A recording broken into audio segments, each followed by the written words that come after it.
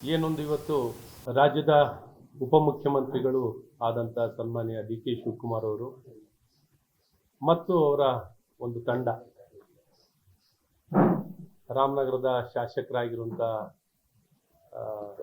ಇಕ್ಬಾಲ್ ಹುಸೇನ್ ಅವರು, ಜಿಯಾ ಉಲ್ಲಾ ಅವರು, ಈ ಥರ ಬೇರೆ ಬೇರೆ ತಂಡದ ಸದಸ್ಯರುಗಳು ಮುಖ್ಯಮಂತ್ರಿಗಳನ್ನ ಭೇಟಿಯಾಗಿ ರಾಮನಗರ ಜಿಲ್ಲೆಯ ಹೆಸರನ್ನ ಬೆಂಗಳೂರು ದಕ್ಷಿಣ ಅಂತ ನಾಮಕರಣ ಆಗಬೇಕು, ಪುನರ್ ನಾಮಕರಣ ಆಗಬೇಕು ಅನ್ನೋಂಥ ಒಂದು ಏನು ಕೋರಿಕೆನ ಸಲ್ಲಿಸಿದ್ದಾರೆ.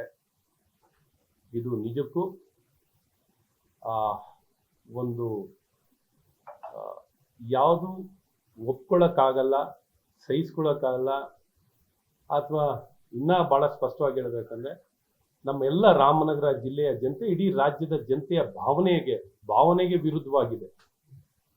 ಇವತ್ತೇನು ರಾಮನಗರ ಅಂತ ಈಗಾಗಲೇ ನಾಮಕರಣ ಆಗಿ ಹಲವಾರು ವರ್ಷ ಆಗಿದೆ.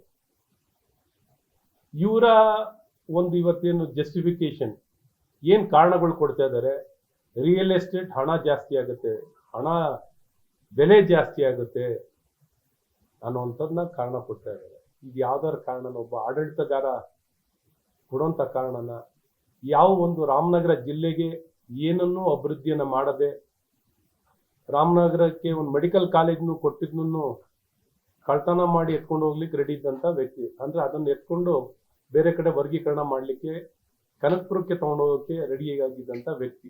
ಈ ರೀತಿ ರಾಮನಗರ ಜಿಲ್ಲೆಯಲ್ಲಿ ಒಂದು ಕುಡಿಯೋ ನೀರಿಗಾಗಲಿ, ಒಂದು ಟೊಯೋಟಾ ಫ್ಯಾಕ್ಟ್ರಿನೂ ಮುಚ್ಚಿಸ್ಲಿಕ್ಕೆ ಪ್ರಯತ್ನ ಮಾಡಿದಂಥವ್ರು, ಅಲ್ಲಿ ನೌಕರರ ಗಲಾಟೆ ಮಾಡಿದಾಗ ಅಲ್ಲಿ ಸಮಸ್ಯೆ ನಿರ್ಮಾಣ ಮಾಡಿ ಒಂದು ಬಿಡ್ಜಿಯಲ್ಲಿ ಒಂದು ಟೌನ್ಶಿಪ್ ಆಗ್ಲಿಕ್ಕೆ ಬಿಟ್ಟಿಲ್ಲ, ಒಂದು ಹಾರೋಹಳ್ಳಿನಲ್ಲಿ ಒಂದು ಟೌನ್ಶಿಪ್ ಆಗ್ಲಿಕ್ಕೆ ಬಿಟ್ಟಿಲ್ಲ, ಒಂದು ಯೂನಿವರ್ಸಿಟಿ ಒಂದು ಕ್ಯಾಂಪಸ್ ಮಾಡಿಲ್ಲ, ಏನನ್ನೂ ಅಭಿವೃದ್ಧಿ ಮಾಡಿಲ್ಲ. ಒಂದು ಉದ್ಯೋಗಕ್ಕಾಗ್ಲಿ ಇನ್ನೊಂದಕ್ಕಾಗ್ಲಿ ಏನನ್ನೂ ಮಾಡದೆ ಆ ಜಿಲ್ಲೆಯನ್ನ ಸಂಪೂರ್ಣವಾಗಿ ಕಡೆಗಣಿಸಿ ಕೇವಲ ತಮ್ಮ ರಾಜಕೀಯ ಪ್ರತಿನಿಧಿಸಲಿಕ್ಕೆ ಒಂದು ಕ್ಷೇತ್ರವಾಗಿ ತಗೊಂಡಿದ್ದರೆ ಹೊರತು ಆ ಜಿಲ್ಲೆಗೆ ಏನೂ ಕೆಲಸವನ್ನು ಮಾಡದೆ ಇವತ್ತು ರಾಮನಗರ ಅಂತ ನಾಮಕರಣ ಕೆಂಗಲ್ ಹನುಮಂತಯ್ಯನವರ ಒಂದು ಅವಧಿಯಲ್ಲಿ ಶಂಷಾರಾಬಾದ್ ಅನ್ನುವಂಥ ಹೆಸರಿತ್ತು.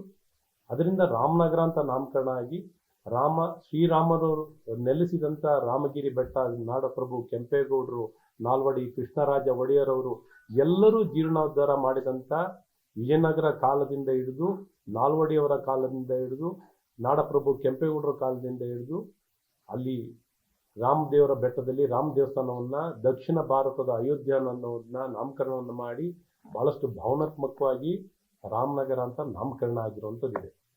ಈ ಹೆಸರನ್ನ ಸನ್ಮಾನ್ಯ ಮುಖ್ಯಮಂತ್ರಿಗಳಾದಂಥ ಒಂದು ಅವಧಿಯಲ್ಲಿ ಕುಮಾರಸ್ವಾಮಿ ಅವರ ಅವಧಿಯಲ್ಲಿ ಇದನ್ನು ರಾಮನಗರ ಜಿಲ್ಲೆಯಾಗಿ ನಿರ್ಮಾಣ ಆಯಿತು, ಪುನರ್ ನಿರ್ಮಾಣ ಆಯಿತು.